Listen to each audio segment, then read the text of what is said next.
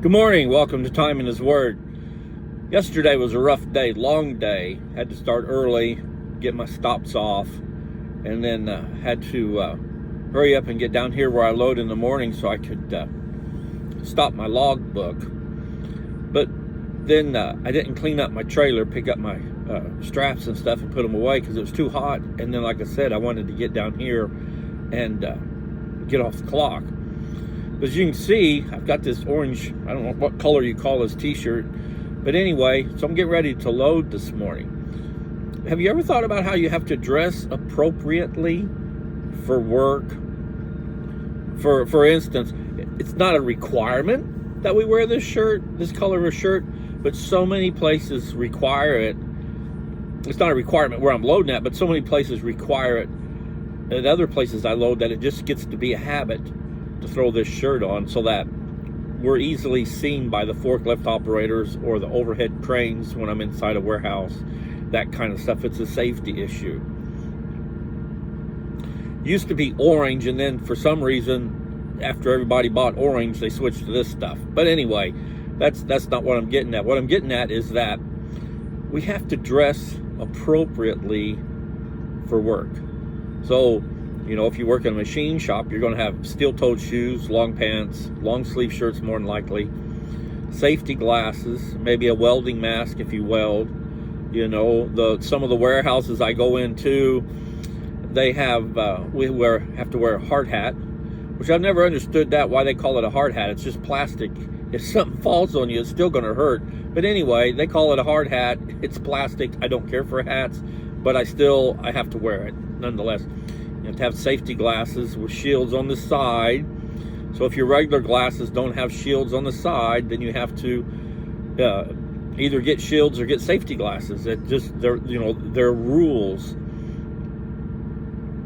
And we can go on and on and on. Different professions require different things.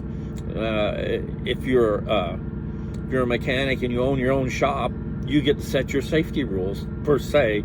You still have to follow OSHA to some extent, but other little things that you find that work better in your shop that might not be in the OSHA handbook, you can implement or whatever. But it's the whole idea that we have to dress for the occasion. So if we have to dress for the occasion, shouldn't we have knowledge for the jobs we're doing, the occupations we have? So in other words, I drive a truck for a living. You can't put me in a machine shop and have me cut intricate pieces of metal because I don't know how to read blueprints. I don't know how to set computers up to make those cuts. Can barely read a tape measure.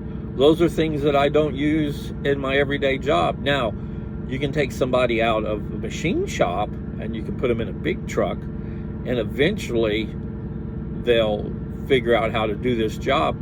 But what's lacking is the passion. I have no passion to work in a machine shop, just like more than likely a machinist wouldn't have any passion driving this truck. So all these things play into dressing appropriately for work. So as Christians, to more or less, i.e., dress appropriately for work, we should really be studying the Word and trying to understand it, how it works in our lives, and how we can share with others for their lives. In Corinthians, the 3rd chapter, verses 3 through 6, it says this: being manifested that you are a letter of Christ, cared for by us, written not with ink, but with the Spirit of the living God, not on tablets of stone, but on tablets of the human heart. So in other words, this book should be written in our hearts. You've heard me say about the passage where it talks about Jesus writes our name in the palm of his hands. And I've said before, we know how hard something, when you cut the palm of your hand, it is to heal.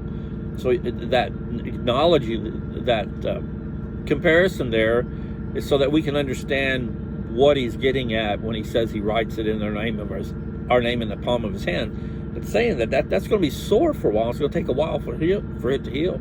So he doesn't forget our name. Just like for us, we should be absorbing the Word into our hearts and cherishing the Word, so that when we go to share the Word, it's written in our hearts and we can recite it as need be. Now, like I said before, I'm not one that's got stuff memorized, but I know enough passages or where to figure out to find them if I'm sharing with somebody, to be, to help them out with whatever's going on.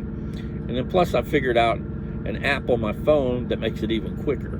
So I do cheat a little bit when it comes to that, but nonetheless, back to what I'm saying. So we write this Word on our hearts. Such confidence we have through Christ toward God. So with it written in our hearts, it's given us the confidence we need to share the Word.